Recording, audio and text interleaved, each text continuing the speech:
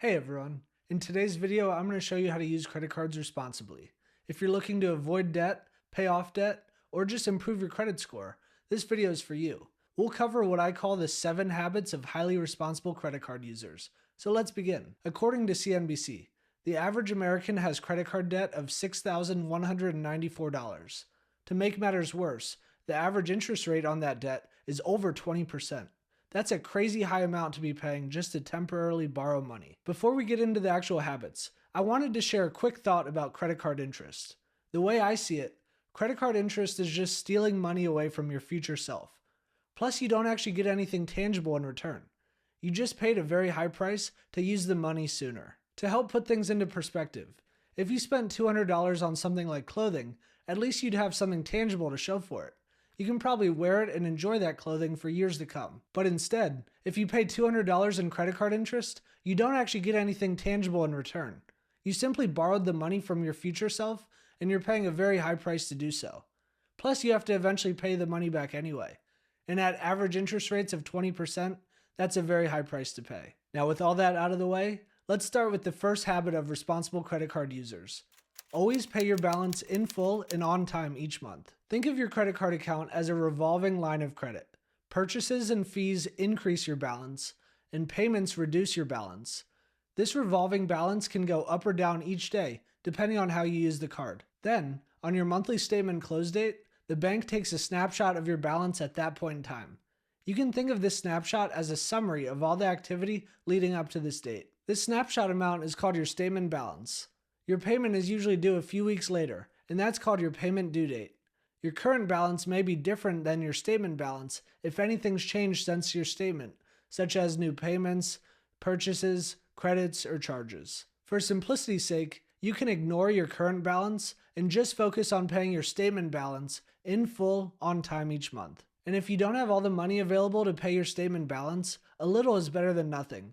Pay as much as you can because any amounts unpaid after the due date will start accruing interest, and credit card interest usually accrues daily. The second habit of responsible credit card users is to try to keep your credit utilization low. Most cards have a limit, such as $5,000. This limit is the maximum your bank will allow you to have outstanding at any given period of time. Credit rating agencies, which report your FICO score, analyze your utilization rate by dividing your statement balance by your total limit. So for example, if you have a balance of $500 and your credit limit is $5,000, then your utilization rate is 10%. A credit utilization rate under 30 is good, but under 10 is even better. The lower your utilization, the higher your FICO score. Here's a quick tip.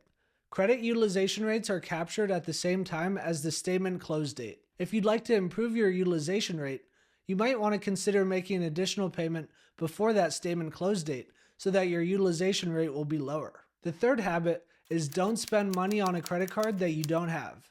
It's easy to fall into the trap of swiping or tapping your credit card and thinking it's just free money that you can worry about later. But this is a slippery slope that can cause you to overspend and fall behind on interest. Try not to fall into this trap by only spending money on a credit card if you have the money available in cash. The fourth habit is to review your statements and transactions. Unfortunately, fraudulent transactions get charged to your card every once in a while, but the sooner you catch it and dispute it, the better. Since most credit card companies offer purchase protection, you can simply call your bank and report the unrecognized activity. It's hard enough paying for things that I actually purchase. I wouldn't want to pay for something that a scammer purchased. My fifth habit is to do some research and pick the right card for your lifestyle. Most credit cards fall into one of two categories: cashback or travel rewards. Cashback cards typically offer a percentage of your purchases in the form of a statement credit or a bank deposit. These cashback cards may offer different percentages for different categories or the same percentage across the board. For example, my Wells Fargo Active Cash Card offers 2% cash back on all purchases. The other type of cards fall under travel rewards. These often offer points and miles in exchange for your purchases. These cards are typically a little bit more advanced, and some even charge an annual fee, but for the right person, they can offer a lot of value. My personal favorite travel credit card is the Chase Sapphire Preferred. If you're interested in signing up, I'll include a referral link in the description down below. My sixth tip is don't apply for too many cards all at once. Typically, when you apply for a new card, they run a hard inquiry and add the new account onto your credit report.